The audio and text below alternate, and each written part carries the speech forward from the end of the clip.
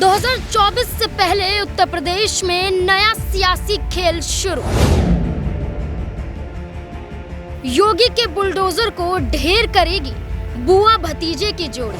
दलित वर्ग के लोग कितने दुखी हैं, किस तरीके से उनका उत्पीड़न किया गया गुजरात के अंदर। और इतना नहीं, मुझे तो लग रहा था जब केंद्र में जब बीजेपी के नेतृत्व में सरकार बनी थी, जब इस सरकार के एक मंत्री ने कहा था कि दलितों को जानवरों की संज्ञा तक दे दी थी, उनको कुत्तों तक कह दिया था, लेकिन इस सरकार ने उस मंत्री को नहीं हटाया। मंत्री आज तक भी बना हुआ है। तो tomorrow we are having discussion on that. Bharatiya Janata party और उनकी सरकार को ये tomorrow we have discussion on that. एक minute, we are discussing that tomorrow. आगे बढ़ना है, आप लोगों को दलितों का मान सम्मान का ध्यान रखना है। तो मैं समझती हूँ कि इस किस्म के लोगों के ऊपर आपको लगाम लगानी चाहिए। और बीजेपी के उपाध्यक्ष ने कुमारी जी भाषा बोली है, उसने मुझे कुमारी जी अपनी बेटी को बोला, अपनी मां को बोला। कुमारी जी, अगर आप परंपराओं पे चलना चाहते हैं तो ये परंपरा आपको छोड़नी होगी, क्योंकि अगर परंपराओं पे ही बात होगी तो हो सकता है आपने भी बहुत सी रीति रिवाज नहीं मानी, वो ठीक नहीं लगेगा मैं कहूं, क्योंकि ऐसी शिक्षा मुझे नेताजी ने नहीं दी। योगी राज का अब उत्तर प्रदेश में होगा अंत।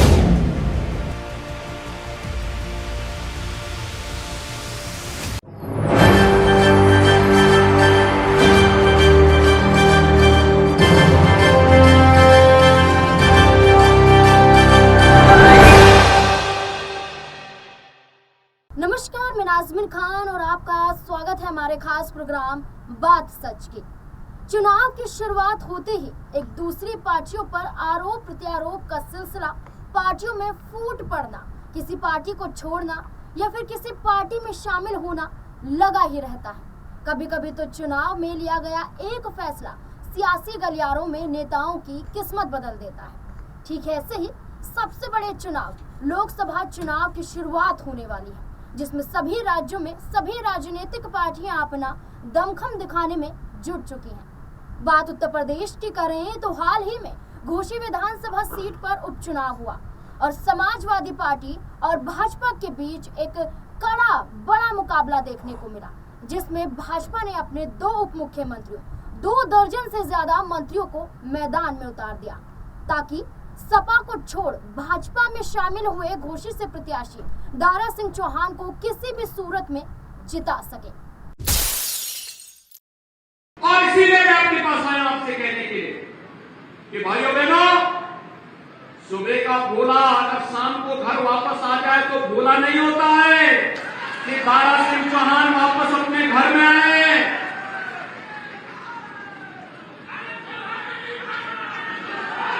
दारा सिंह कभी भारत के रेसलिंग के बहुत मजबूत स्तंभ माने जाते थे, और आज इस राजनीति की दुनिया में दारा सिंह फिर से आपकी जनता जनार्दन की अदालत में खड़े हैं, और मैं इसलिए आप सबसे अपील करने के लिए आया हूं। गाड़ी की गई है, 20 दिन से गाड़ी लेके इसी चेकजोन में है ये लोग, और आदमियों को हम लगाते गए।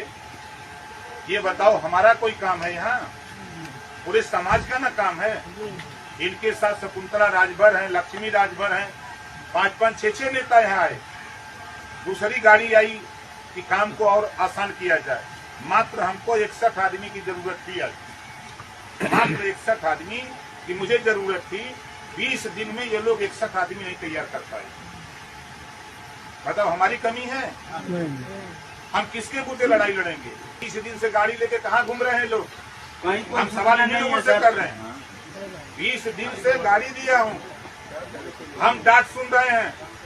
हम वहाँ कल मुख्यमंत्री ने हमको समझाया, लेकिन उत्तर प्रदेश के मुख्यमंत्री योगी आदित्यनाथ की चालाकी जनता ने भांप ली और एक झटके में भाजपा प्रत्याशी दारा सिंह के खिलाफ समाजवादी पार्टी से उम्मीदवार सुधाकर सिंह को जिता दिया और अखिलेश यादव को विजयी बना दिया।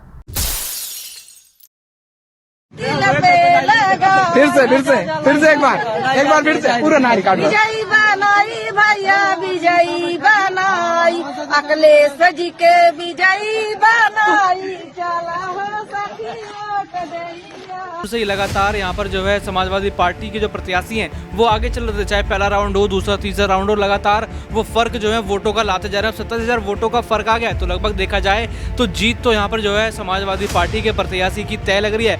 कि जिस डंके की चोट पे ये कहा जा रहा है कि भाई हम 47 तक राज करेंगे, और जिस तरीके से ये कहा जा रहा है कि हम लोग कोई हरा ही नहीं सकता, देखिए उसकी शुरुआत तो आज से हो गई है। क्योंकि सुधाकर जी की भले ही ये जीत जो है एक छोटी सी बीजेपी के लिए लग रही हो, जैसा वो कह रहे हैं कि भाई ये जीत तो छोटे मोटे चुनाव है, लेकिन मुझे लगता है कि बर्बादी की शुरुआत यहाँ से हुई है। क्योंकि जब से इंडिया गठबंधन बना है तब से ही भारतीय जनता पार्टी लगातार यहाँ पर जो है वो इंडिया गठबंधन को तोड़ने की जो कोशिश है वो करती आ रही है। ये जिस तरीके का ये चुनाव जो हुआ है उसी में यहाँ भी इंडिया गठबंधन का यहाँ पर सहयोग यहाँ पर मिला हुआ था, और यही वजह है। ऐसा कहा जा रहा था कि इंडिया गठबंधन जब से बना है उसके बाद से ये पहला चुनाव ऐसा होने वाला है जिसमें इंडिया गठबंधन का जो एक परीक्षा है वो भी हो जाएगी। समाजवादी पार्टी के समर्थक जब से इंडिया गठबंधन बना है तब से लगातार देख सकते हैं कि पहली जीत दर्ज हो चुकी है। आखिरकार अखिलेश यादव की रणनीति, शिवपाल की कड़ी मेहनत और जनता के प्यार ने समाजवादी पार्टी को उत्तर प्रदेश के मऊ के घोसी विधानसभा सीट पर भारी मतों से जीत हासिल करवाई। इंडिया और एनडीए की पहली लड़ाई कही जाने वाली घोसी विधानसभा की सीट सपा ने जीत ली। सपा के सुधाकर सिंह ने भाजपा के दारा सिंह चौहान को बड़े अंतर से हरा दिया। सुधाकर सिंह को 42,760 वोटों से जीत हासिल हुई। घोसी विधानसभा और मऊ जनपद के सारे दलों को, जनपद वासियों को, विधानसभा के जितने मतदाताओं को हार्दिक बधाई देता हूँ, धन्यवाद ज्ञापित करता हूँ। बीजेपी के प्रत्याशी सुबह से नहीं दिखे यहाँ पर, क्या लगता है? बीजेपी के प्रत्याशी दारा सिंह चौहान सुबह से नहीं दिखे, क्या लगता है? दारा चौहान हमारे मित्र है ना, वो आपको भर देके चले गए। भारतीय जनता पार्टी के जो लोग प्रचार कर रहे हैं वो आपके लिए कर रहे हैं? ये नहीं, सारी जनता के समर्थन था, पार्टी के सवाल नहीं कोई है। सारी जनता जब साथ है उसमें पार्टी कहाँ से पैदा हो जाती है? तो आपको क्या लगता है कि दारा से अरे ओम प्रकाश राजभर का जादू नहीं चला? वो प्रकाश नेता है, उनका भी अंदर से हमारा ही सपोर्ट था। अच्छा, हाँ, आगे मत उतरिएगा। आजम में भेज दिया, आजम में भेज दिया उनको।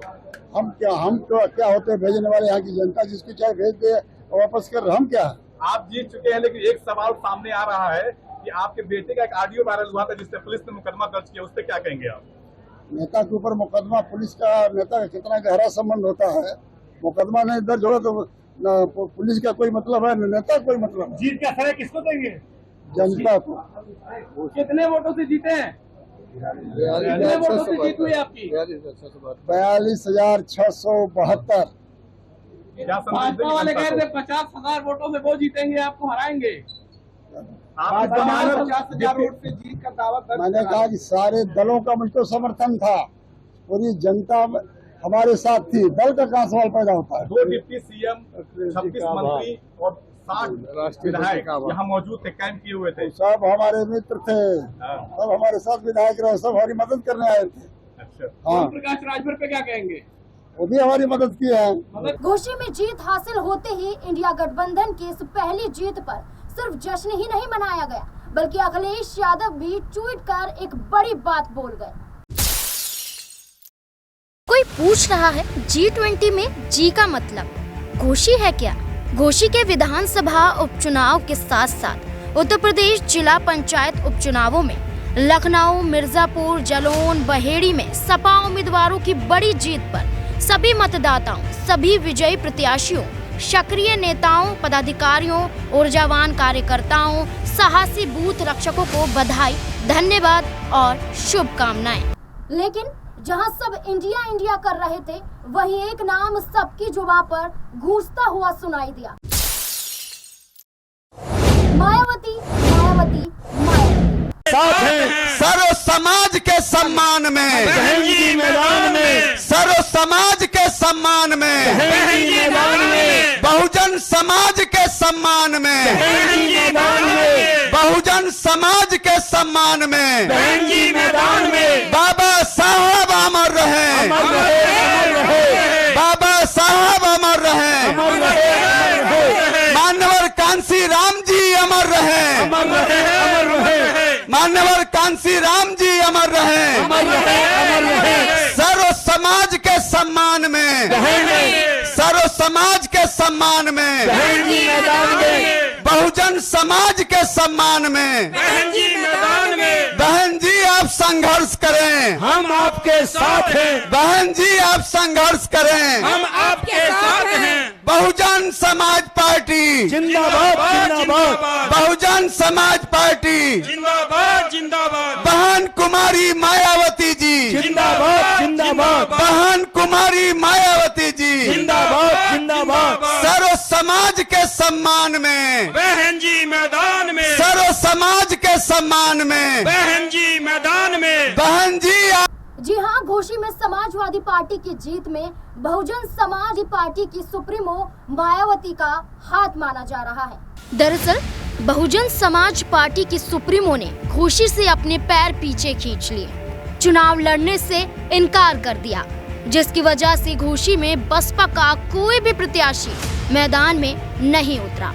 और जिसको लेकर भाजपा ये समझ बैठी थी कि बसपा का ना उतरने की वजह से फायदा उन्हें होगा, क्योंकि वो मुसलमानों, हिंदुओं, दलितों, पिछड़े वर्ग को साधने के लिए ताकत झोंक रहे हैं। वहीं जनता ने दिखा दिया कि ये ताकत नहीं बल्कि छलावा है और मायावती के समर्थकों ने, चाहने वालों ने अपना सारा प्यार सपा के नाम कर दिया और सपा को यादव समुदाय, दलितों, मुसलमानों सबका वोट मिला और मायावती की वजह से सपा की सबसे बड़ी जीत पक्की हो गई। पर ये जीत यहाँ तक नहीं रुकी, बल्कि पुरानी यादें फिर से ताजा हो गई जब सपा और बसपा का गठबंधन था।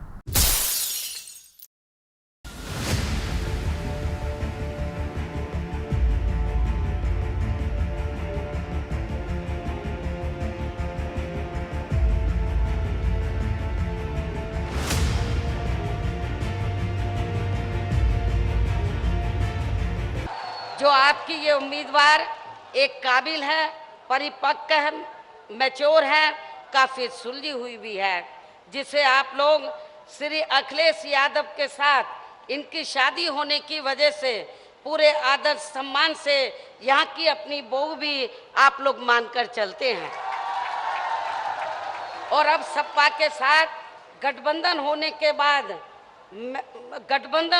बाद से तो मैं खुद भी इनको पूरे दिल से अपने खुद के परिवार की ही बहू मानकर चलती हूँ।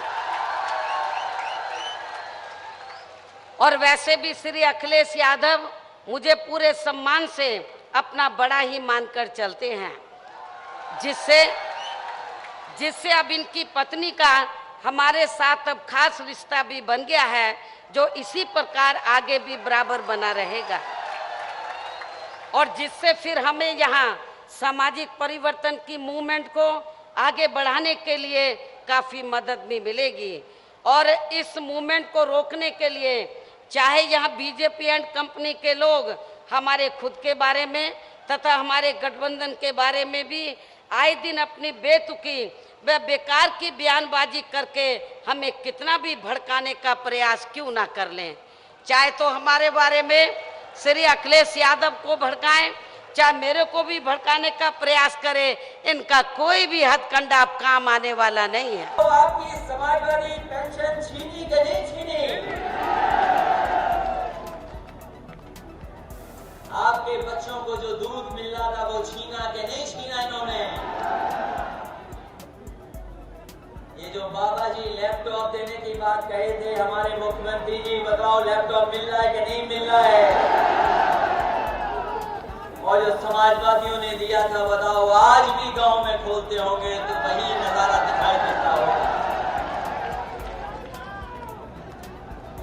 7 साल में बताओ, ये हिसाब किताब इनसे भी पूछो 7 साल का। ये भाजपाई लोग जो गांव में जाकर के भड़का रहे हैं, बहका रहे हैं, जरा अपना 7 साल का हिसाब किताब तो बताओ क्या दिया है।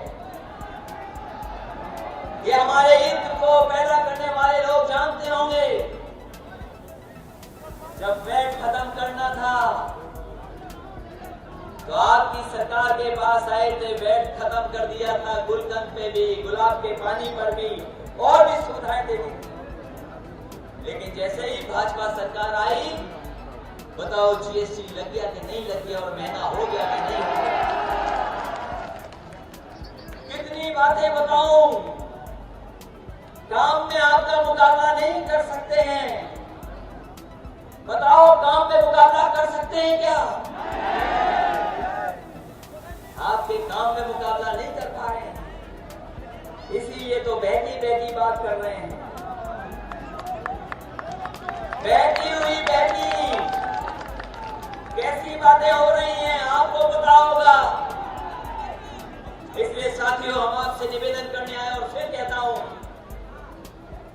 कन्नौज को विकास की ऊंचाइयों पर अगर किसी ने पहुंचाया है तो समाजवादी लोगों ने पहुंचाने का काम किया।